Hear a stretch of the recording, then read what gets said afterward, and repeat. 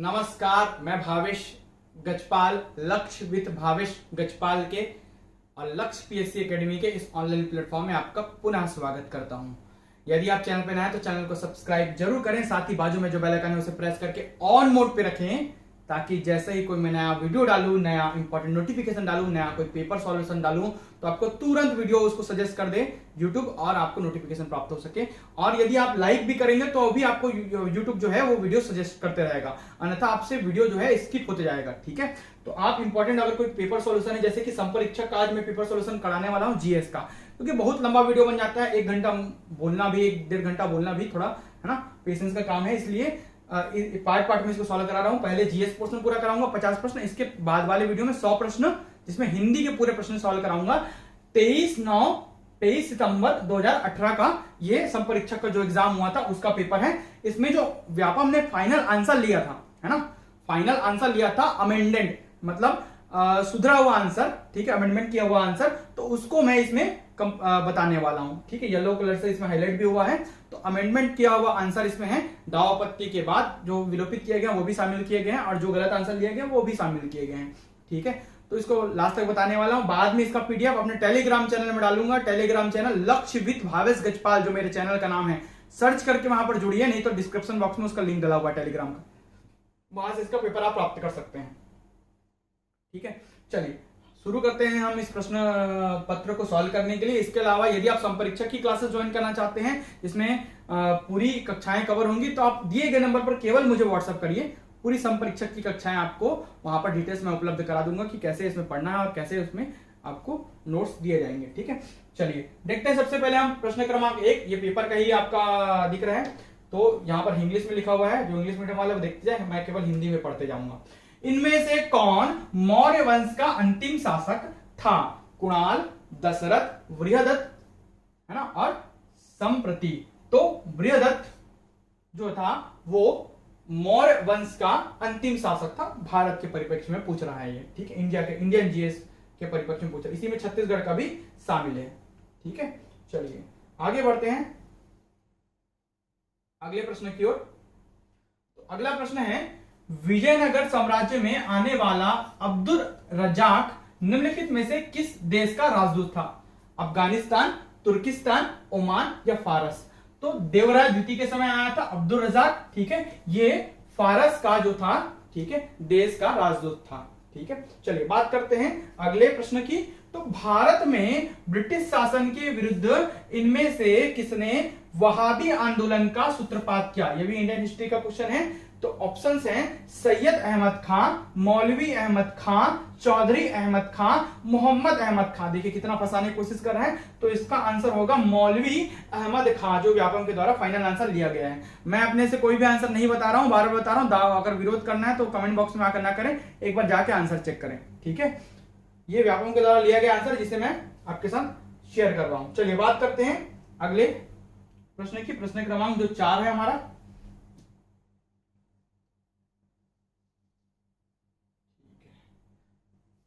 आदि शंकराचार्य ने निम्नलिखित में से किस दर्शन का प्रतिपादन किया? अद्वैतवाद, द्वैतवाद, द्वैताद्वैतवाद या विशिष्टाद्वैतावाद? तो अद्वैतवाद का प्रतिपादन किया था आदि शंकराचार्य ने। बढ़ते हैं अगले प्रश्न, 5वें प्रश्न की ओर।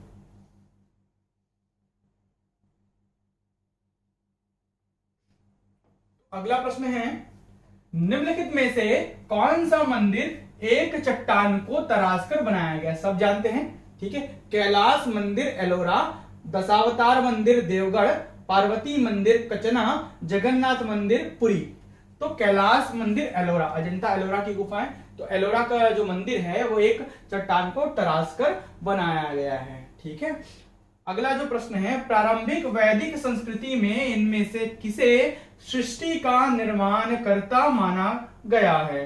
तो विश्वकर्मा, हिरण्यगर्भ, ब्रह्मा, वासुदेव, कृष्ण। अधिकतर लोग विश्वकर्मा लगाएंगे सृष्टि के निर्माता, लेकिन प्रारंभिक वैदिक संस्कृति में हिरण्यगर्भ को, ठीक है, सृष्टि का निर्माण कर्ता माना गया है व्यापम के अनुसार। चलिए बात करते हैं आगे।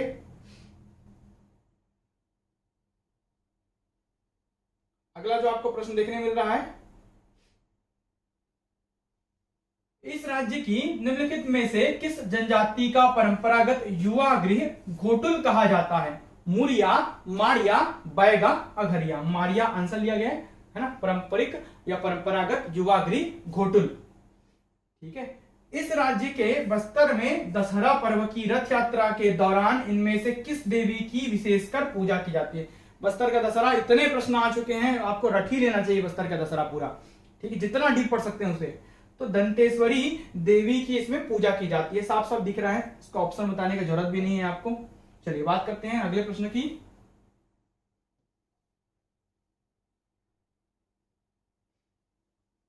इस राज्य की गौड़ जनजाति द्वारा फागुन मास में निम्नलिखित में से कौन सा त्योहार मनाया जाता है? ककसार, मेघनाद, लारूकाज, नवाखानी। तो मेघनाद पर्व मनाया जाता है, बहुत सारे प्रश्न पत्रों में, पीएससी में भी पूछा है मेघनाद पर्व के बारे में।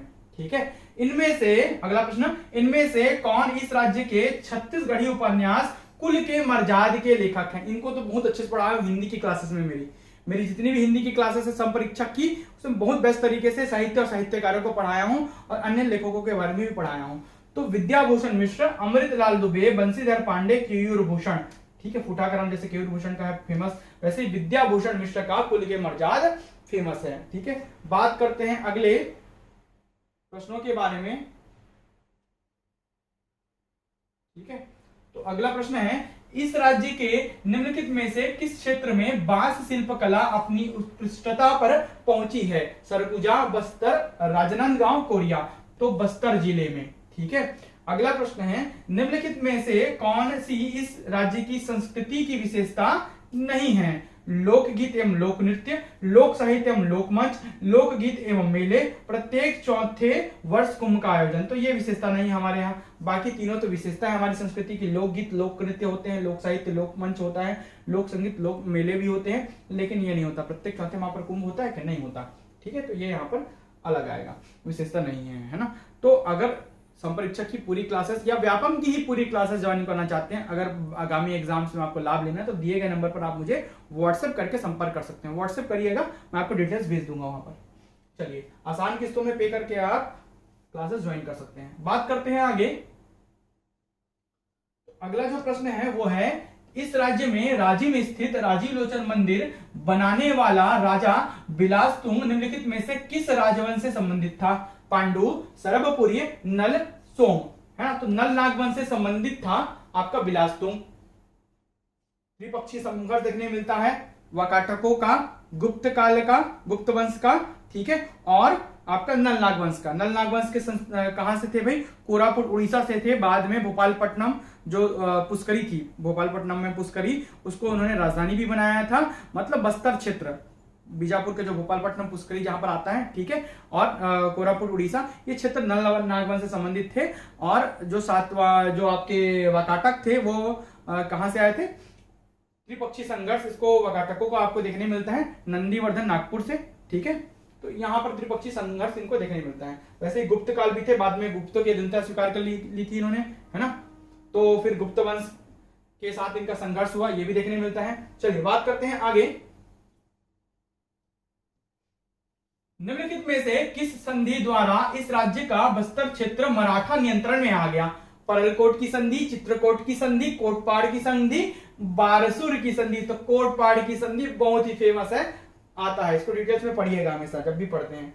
अगला जो प्रश्न है वो है, निम्नलिखित में से किस आंदोलन के दौरान इस राज्य में जंगल सत्याग्रह हुए? असहयोग आंदोलन, सविनय अवज्ञा आंदोलन, व्यक्तिगत सत्याग्रह आंदोलन, भारत छोड़ो आंदोलन।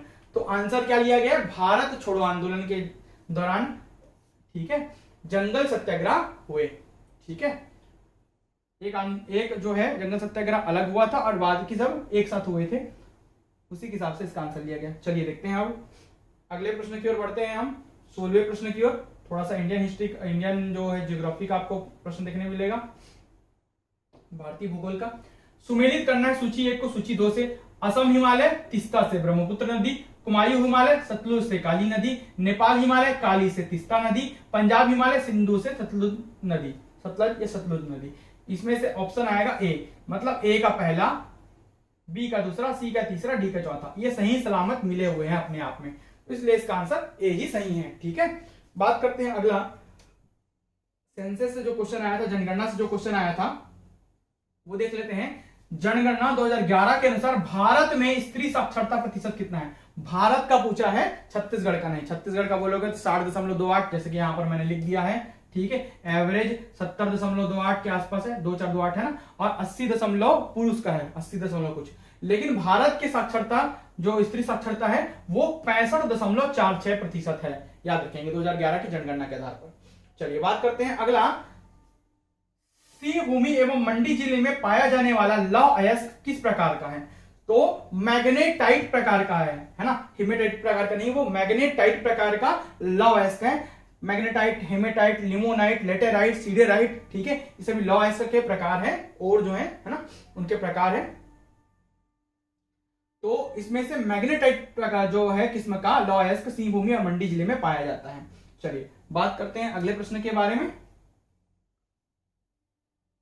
अगला जो है जनगणना हो गया, 18 हो गया। 19वां प्रश्न आपको देखने मिल रहा है, 19वां और 20वां।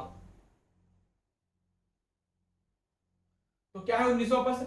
चवर ढाल स्थित है। तब ये नया प्रश्न हुआ करता तो 2018 में, अब तो ऐसे रटा गया सब लोगों को चवर ढाल। अब नए नए प्रश्न खोदकर निकाले जाते हैं, जो छत्तीसगढ़ के जब मैं वीडियो पढ़ा रहा हूं, लेक्चर ले रहा हूं, उसमें नए नए प्रश्नों को भी शामिल करता हूं, नए नए क्षेत्रों को भी शामिल करता हूं। तो बिलासपुर मैदान में, जसपुर सामरी पार्क में, हसदो मांड बेसिन में, महानदी शिवनाथ दोआब में। तो हसदो मांड बेसिन में है, ठीक है, जहां पर मान नदी घाटी है वहां पर आपको चवर ढाल देखने मिलेगा, रायगढ़ और ऊपर जो जांजगीर चांपा वाला लगा वाला क्षेत्र है वहां पर, है ना। तो हसदो मांड बेसिन का हिस्सा है चवर ढाल। छत्तीसगढ़ में सर्वाधिक वर्षा के क्षेत्र हैं जसपुर नगर, दंडकारन, रायगढ़, यही इसका आंसर है। और तब लोग बोलते हैं, विवाद करते हैं क्योंकि ऑथेंटिक सोर्स नहीं पढ़ते। ये ऑथेंटिक सोर्स का आंसर लिया गया है, जसपुर नगर, दंडकारन, रायगढ़ बेसिन, तीन ही मेन है ना सर्वाधिक वर्षा वाले क्षेत्र हैं। बाकी जो पढ़ाते हैं आपको, बाकी जो बुक्स में मिलते हैं डिटेल वो अलग है, ये सही है। ठीक है, चलिए बात करते हैं आगे, क्योंकि ये मानक सोर्स से लिया गया है। अगला प्रश्न देखते हैं। अगला प्रश्न क्या है भाई? सुमेलित कीजिए सूची 1 को सूची 2 से। बारसूर, गंगा मैया मंदिर, केसकाल, खड़िया बांध, ये खुड़िया बांध है, गलत दिखाया है ना। बालोद, मामा भाजा मंदिर, लोरमी, फूलों की घाटी। सुमेलित करना है, इसका ए सही आंसर, ए का तीसरा बारसूर मामा भांजा मंदिर, बी का चौथा फूलों की घाटी केसकाल घाटी में है, सी का पहला बालोद में गंगा मैया मंदिर है, डी का दूसरा लोरमी में, ठीक है, खड़िया वन लिखा है, खुड़िया वन है। ठीक है, चलिए ये सुमेलित हो गया। अगला प्रश्न देखते हैं हम। अगला प्रश्न, तो संविधान के प्रश्न आने वाले हैं अब बारी बारी से। संविधान की प्रस्तावना के अनुसार निम्नलिखित को क्रम से जमाइए। इतने बार पूछा गया था ये, 18 के बाद से, 18 के बाद 19 वाले पेपर्स में भी पूछा गया था, यही प्रश्न को बहुत बार रिपीट किया था। ठीक है, कि प्रस्तावना में जो हमारे, ठीक है, प्रस्तावना में किस प्रकार लिखा हुआ है, समता, न्याय, भातृत्व, स्वतंत्रता किस क्रम में है? तो पहले दूसरा, चौथा, पहला, तीसरा, ये इसका सही आंसर होगा, है ना। पहले आपका होगा क्या? न्याय, फिर आपका, ठीक है, ब्रदरहुड, भातृत्व, सॉरी स्वतंत्रता, फिर आपका समता, उसके बाद ब्रदरहुड, भातृत्व आएगा चौथे नंबर पे। तो ये इसका सही क्रम है। ठीक है, हम भारत के लोग, है ना, भारत को संपूर्ण प्रभुत्व संपन्न साम्राज्यवादी, ये सब आपको प्रस्तावना में लगातार मिलते जाएगा। तो उसमें आपको जो क्रम दिए हुए हैं इन वर्ड्स को देखना कि किस क्रम में जमे हुए हैं। तो पूरे प्रस्तावना को जब पढ़ोगे तो इसी क्रम में ये वर्ड्स जमे हुए दिखेंगे, इसका आंसर आएगा डी। ठीक है, चलिए बात करते हैं अगले प्रश्न की। तो अगला प्रश्न आपको देखने मिल रहा है, ठीक है, चलिए देखते हैं। मान लीजिए कि प्रधानमंत्री राज्यसभा का एक सदस्य है और राज्यसभा एक शासकीय विधेयक को पारित नहीं करती है, तो क्या होगा? प्रधानमंत्री त्यागपत्र दे देगा, मंत्रिपरिषद त्यागपत्र दे देगा, कोई त्यागपत्र नहीं देगा, राष्ट्रपति संयुक्त सत्र आहूत करे। इस प्रकार के प्रश्न बहुत समय हो गया, देखिए आपके एग्जाम्स में ऐसे थोड़े प्रश्न देते नहीं है। मजा आता है इस प्रकार के संविधान के प्रश्नों को पढ़ाने में और बनाने में भी, और पेपर दिलाने में भी। ठीक है, तो संविधान तो बड़े अच्छे से पढ़ेंगे यदि आप मुझसे पढ़ते हैं तो। चलिए देखते हैं सबसे पहले इसको। तो पहला, दूसरा, दूसरा तीसरा, तीसरा चौथा, चौथा पहला, तीसरा चौथा, कोई त्यागपत्र नहीं देगा, राष्ट्रपति संयुक्त सत्र आहूत करेगा, ये इसका सही उत्तर होगा। ठीक है, चलिए बात करते हैं आगे।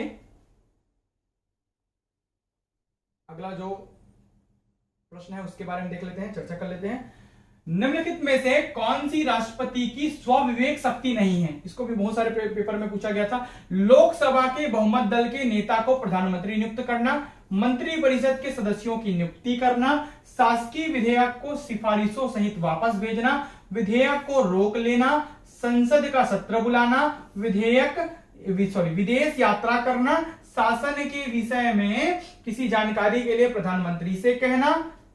क्या स्वविवेक शक्ति नहीं है? तो सी इसका आंसर होगा। 1, 2, 5 और 6।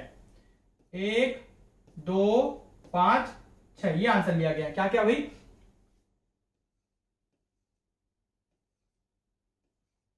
लोकसभा के बहुमत दल के नेता को प्रधानमंत्री नियुक्त करना, मंत्रिपरिषद के सदस्यों की नियुक्ति करना, संसद का सत्र बुलाना, विदेश यात्रा करना, ये उसकी स्वविवेक शक्ति नहीं है। ठीक है, चलिए बात करते हैं।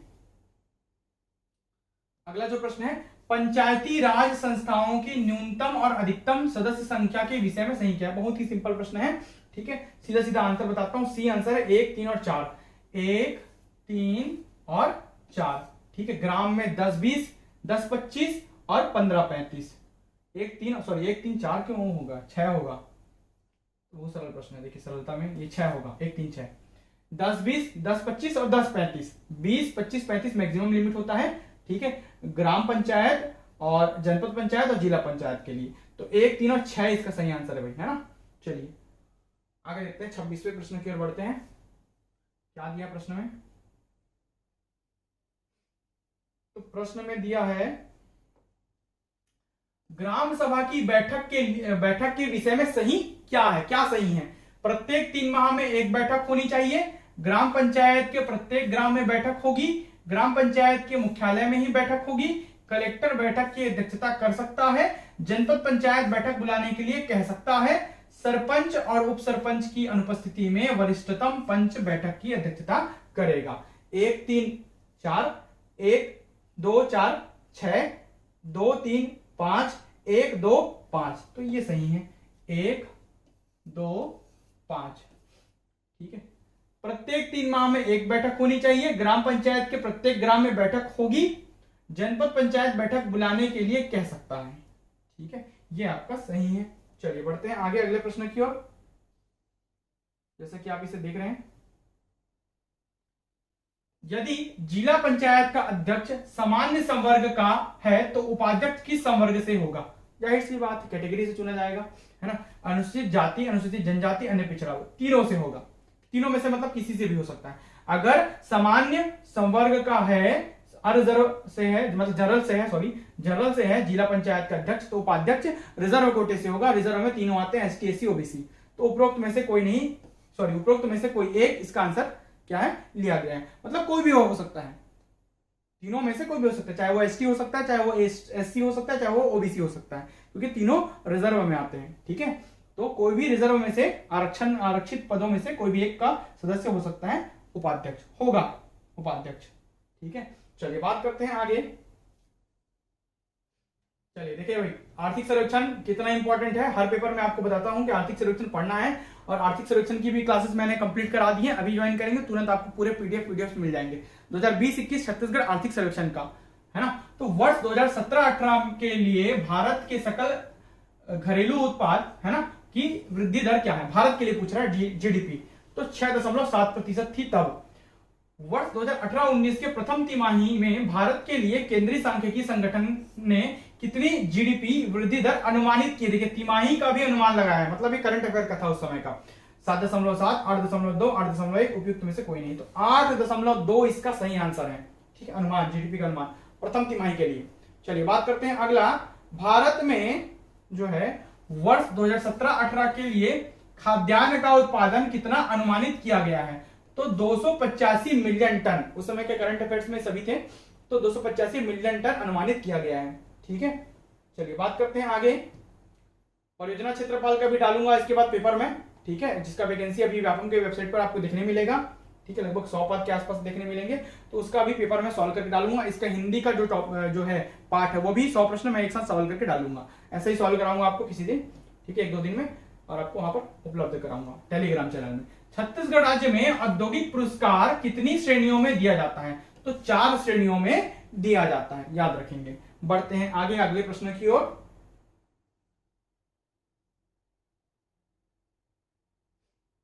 अगला प्रश्न है, छत्तीसगढ़ राज्य में किस तिथि से कृषक जीवन ज्योति योजना लागू की गई? योजनाओं को पढ़ना है 2 अक्टूबर 2009 से। अगला है, छत्तीसगढ़ के किस प्रमुख खनिज का उत्पादन एवं मूल्य दोनों में भारत में सबसे अधिक योगदान है? कोयला, लौह, टीन, चूना पत्थर। टीन का 100% लगभग, है ना, हमारा जो है संपूर्ण उत्पादन करते हैं और भंडारण 35.83 है ना हमारे यहाँ। चलिए आगे बात करते हैं अगले प्रश्न के। इसको बहुत बार पूछता है टीन वाला, अलग अलग तरीके से पूछता है। अर्थव्यवस्था का बहुत क्वेश्चन आया है। अर्थव्यवस्था के द्वितीयक क्षेत्र में निम्नलिखित में से किसे शामिल नहीं किया गया है? तो खनन उत्खनन द्वितीयक में शामिल नहीं है। खनन उत्खनन प्राथमिक में शामिल है लेकिन कृषि में शामिल है। कृषि का मतलब प्राथमिक क्षेत्र नहीं होता भाई, बार बता रहा हूं। प्राथमिक में खनन उत्खनन क्षेत्र शामिल है लेकिन कृषि में शामिल नहीं है। उद्योग में खनन उत्खनन शामिल है लेकिन द्वितीयक में शामिल नहीं है। द्वितीयक का मतलब उद्योग सेक्टर नहीं होता, कंफ्यूज नहीं होइएगा, इसलिए बोलता हूं इकोनॉमिक सर्वे पढ़िए। चलिए बात करते हैं, छत्तीसगढ़ में खाद्यान्न के अंतर्गत दूसरी प्रमुख फसल कौन सी है? इकोनॉमिक सर्वे का क्वेश्चन है ये भी। चना। क्या है? चना, उस समय के लिए। चलिए बात करते हैं, चेंज होते रहता है वो। अगले 2 प्रश्नों के बारे में बात करते हैं। तो अगला प्रश्न है, छत्तीसगढ़ राज्य में एक मानक बोरा में कितनी तेंदुपत्तियां रखी जाती हैं? तो 50,000, लगभग 4,000 रुपए शायद एक मानक बोरा का है। उसमें कुछ बोनस वगैरह और मिलता होगा तो, और वो आइडिया नहीं है लेकिन 4,000 रुपए था मेरे जानते तक, है ना। तो 50,000 होता है एक मानक बोरा में तेंदुपत्ता। उसी समय का ये पहला प्रश्न था, इसके पहले नहीं आया था लगभग ये वाला। इसके बाद फिर हमें चालू हुआ 1, 2, 4 पेपरों में और। ठीक है, बात करते हैं अगले प्रश्न की। थोड़ा मैं और इसको बढ़ा देता हूं, अगले प्रश्न को जूम कर देता हूं। चलिए देखते हैं, हाइड्रोजन ईंधन के संबंध में निम्नलिखित कथनों पर विचार कीजिए। सीएनजी की तरह यह प्रचुर मात्रा में ऊष्मा उत्पन्न करती है एवं शीतलक की आवश्यकता होती है। दूसरे हाइड्रोकार्बन की तरह यह कार्बन डाइऑक्साइड उत्पन्न नहीं करती या नहीं करता। तीसरा, इंजन में उपस्थित मीथेन के दहन को त्वरित करने के लिए यह एक प्रबल उत्तेजक है। क्या सही कथन है? तो 1, 2 और 3 तीनों सही कथन है, तीनों सही कथन है। ठीक है, चलिए बात करते हैं अगले प्रश्न के बारे में। तो टेक्नोलॉजी का प्रश्न दिख रहा है, निम्नलिखित नाभिकीय संयंत्रों पर विचार कीजिए। अप्सरा, साइरस, जर्लिना, पूर्णिमा। कौन सा नाभिकीय संयंत्र पूर्ण रूप से जनवरी 2011 में बंद कर दिया गया? तो केवल 2, मतलब कौन सा भाई? साइरस पूर्ण रूप से जनवरी 2011 में बंद कर दिया गया है। ठीक है, बात करते हैं अगले प्रश्न के बारे में। तो अगला प्रश्न है,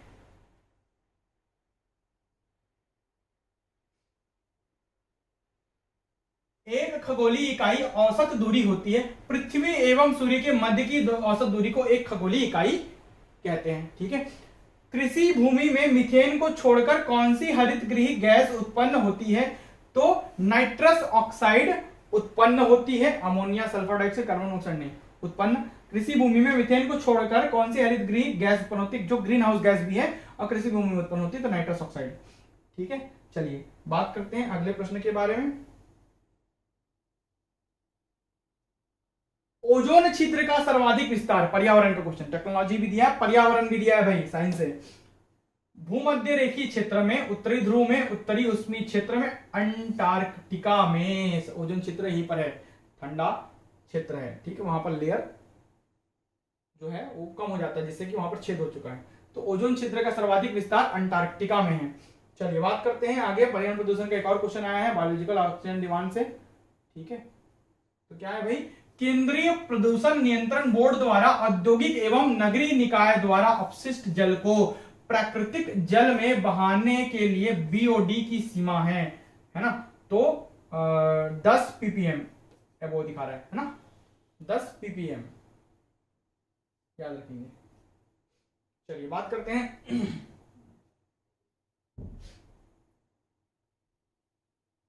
अगला प्रश्न क्या है।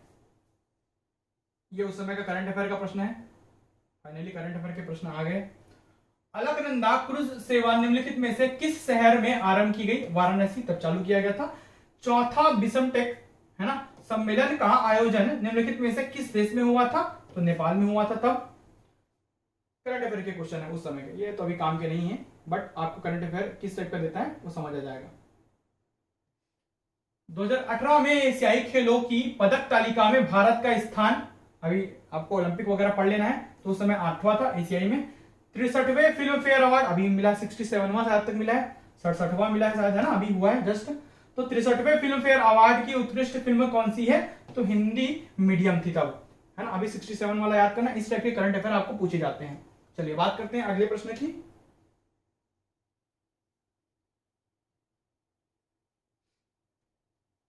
दो 2018 में इस राज्य के पद्मश्री पुरस्कार से सम्मानित श्यामलाल चतुर्वेदी का संबंध निम्नलिखित में से किस क्षेत्र से है?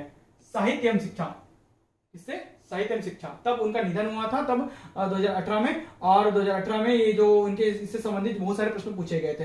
श्यामलाल चतुर्वेदी चर्चित व्यक्तित्व है, साहित्यकार, साहित्य एवं शिक्षा संबंधित छत्तीसगढ़ के प्रमुख रचनाकार भी रहे हैं ये। ठीक है, बात करते हैं अगले प्रश्न की। इस राज्य को फिरोजपुर से जोड़ने वाली एक्सप्रेस ट्रेन का नाम? तो अंत्योदय एक्सप्रेस जो चलती है। ठीक है, चलिए बात करते हैं आगे। करंट अफेयर का क्वेश्चन है सब, किसी ने किसी तरीके से करंट अफेयर से जुड़ा था। इनमें से कौन इस राज्य से राज्यसभा के सदस्य हैं? तो रामविचार नेताम तब, है ना, राज्यसभा के सदस्य थे।